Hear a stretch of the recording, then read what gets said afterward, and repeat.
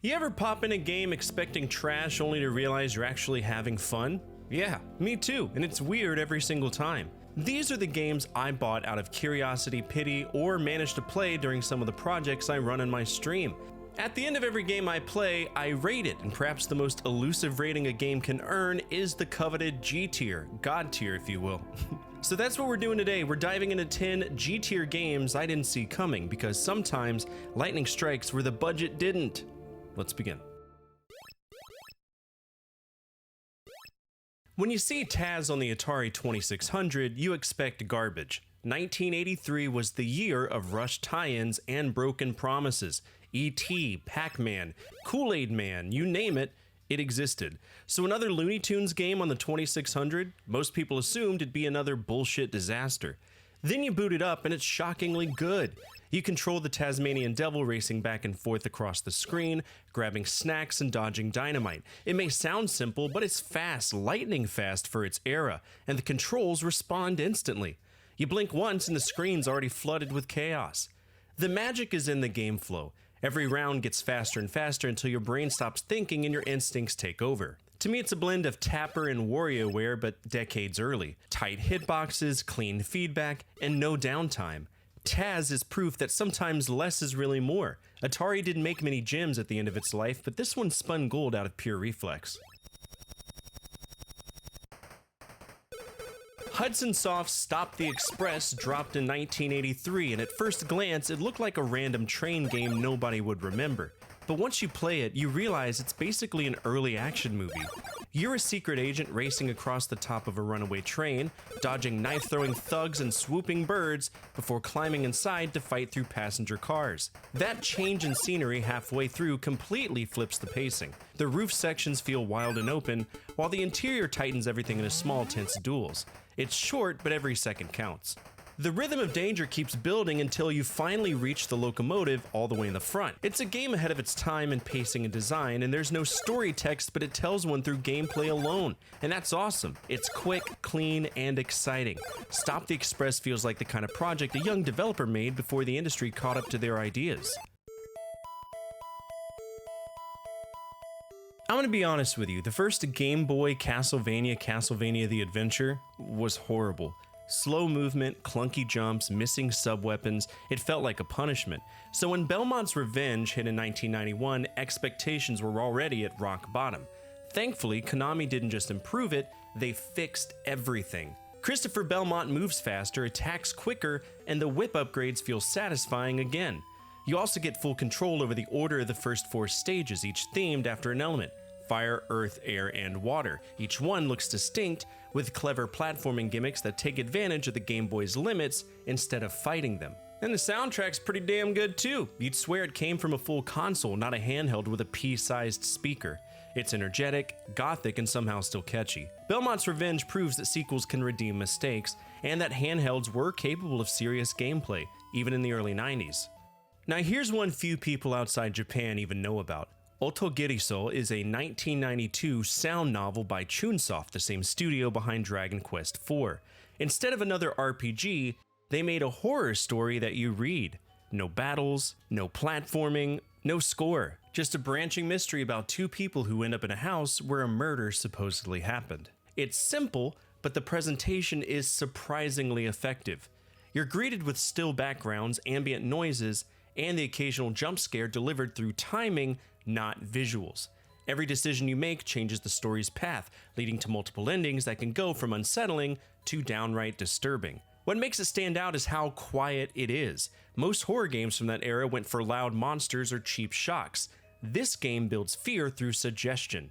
You don't see much, but your imagination fills in the blanks. It's a short game, but one that leaves a mark, especially if you play it in a dark room with headphones. People expected the legendary Axe 2 to be more of the same, fast-paced, colorful jungle action like the original. Instead, NEC and Victor Interactive went darker and heavier, almost unrecognizably so. Gone are the bright temples and tribal beats, now you're fighting through gothic castles, metallic corridors, and burned wastelands. The pace slows down, the hits land harder, and the enemies, they hit you back like trucks. Every attack feels deliberate. You can't just mash through this one. You have to think about spacing and timing. At first, players were disappointed it wasn't arcadey like before, but time has been kind to this game. The moodier tone and slower combat make it one of the two most distinct action games on the TurboGrafx-16. It's tough, focused, and stylish in a completely different way, more Gladiator than Conan. Most Sega CD games were full-motion video train wrecks pretending to be interactive. H3 Thunderstrike didn't bother with actors or grainy cutscenes, it just went all in on gameplay. Core Design, the team that would later make Tomb Raider, built a 3D helicopter shooter that actually runs smoothly on Sega CD hardware. You sit in a cockpit, you tilt, roll, and bank as the horizon shifts with you. The missions are varied, from escorting convoys to destroying bases, and the targeting system actually works! It's got real 3D scaling, sharp controls, and stereo audio that gives you the illusion of surround sound. Now, it is military themed, in fact it reminds me heavily of the Strike series on the Genesis and the Super Nintendo, but to me, H3 Thunderstrike is never dry or technical, it's just fun to play. It proved that the Sega CD could handle real 3D action if you left out the gimmicks. It's easily one of the platform's best showcases that almost no one talks about to this day. Well, we got another Sega CD title, but this one's just too fun to skip. Sewer Shark is often lumped in with bad FMV games, but it's one of the few that actually plays well. You pilot a sewer ship through a maze of tunnels, blasting mutant creatures while your commander yells at you through grainy video. On paper, it sounds like junk, but it moves at a breakneck pace. You have to follow quick navigation commands like, "There's some bullshit at 3, 6, 9er." The acting is completely over the top, but it fits like a B-movie that knows it's a B-movie. What saves Sewer Shark is that the gameplay actually holds up. It's responsive, chaotic, and has that just one more run hook. It's cheesy, sure, but it's fun cheese, the kind that defines early 90s Sega at its best. Robotica was one of the first FPS games on the Sega Saturn, and most people ignored it because it looked like a slow, empty Doom clone.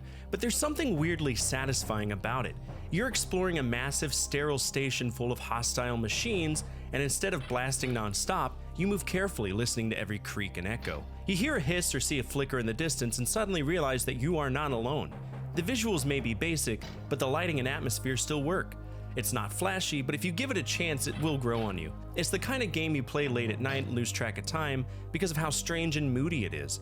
Robotica isn't about thrills, it's about being trapped in a place that feels almost alive. The 3DO didn't have many games worth remembering, but Mercenary is one of the few that actually stood out. You play as a human volunteer plugged into a virtual world called Perfect, a digital simulation that's fallen apart after centuries of decay. Everyone trapped inside has become a rhythm, endlessly fighting to climb the hierarchy towards the top ranked, being known as Perfect 1. Your goal is to rise through those ranks, defeat Perfect 1, and shut the system down from the inside. The whole world is 3D and open, and you can move anywhere, attack anyone, and the visuals actually hold up surprisingly well for 1995. The city pulses, the sky changes color, and other characters wander around independently. It's got that weird experimental vibe where the devs just went for it with no fear. It's fast, unique, and surprisingly playable today. If you ever wanted to see what the 3DO could have been, a Mercenary is the game to try. It's easily one of the most interesting shooters no one's played. Now this one's pure adrenaline. Death Drome ditches racing entirely for an all-out arena combat. You're a convict in courts, televised death matches, driving a heavily armed car in enclosed areas, while other contestants try to unalive you. It's violent, loud, and completely over the top in the best possible way. You'll boost through tunnels, dodge rockets, line up shots, keep moving while a maniac announcer calls the carnage over a pounding industrial soundtrack. The controls are tight, the camera behaves itself, and matches move fast without turning into mush. Now I will say it didn't get a ton of attention at launch, but it has aged well. Smart arena layouts, punchy weapons, and a scrub end-of-round mechanic that cranks tension instead of just ending the match. It's one of those games you rediscover and wonder why more people weren't talking about it. And that's it for today's episode. What did you think of this list? Are there any games that you thought were going to be bad but turned out to be epic games? Feel free to share it with the community down in the comments section below. Speaking of our community, if you made it to the end of this episode, you're already home with us. We're a gathering of video game enthusiasts that love to remember when life was just a little bit easier to live. And if you align with that, feel free to subscribe. Finally, the single most important thing you could do for me is to hit that thumbs up button, as it directly affects the visibility of the videos and the projects that I work on every single day.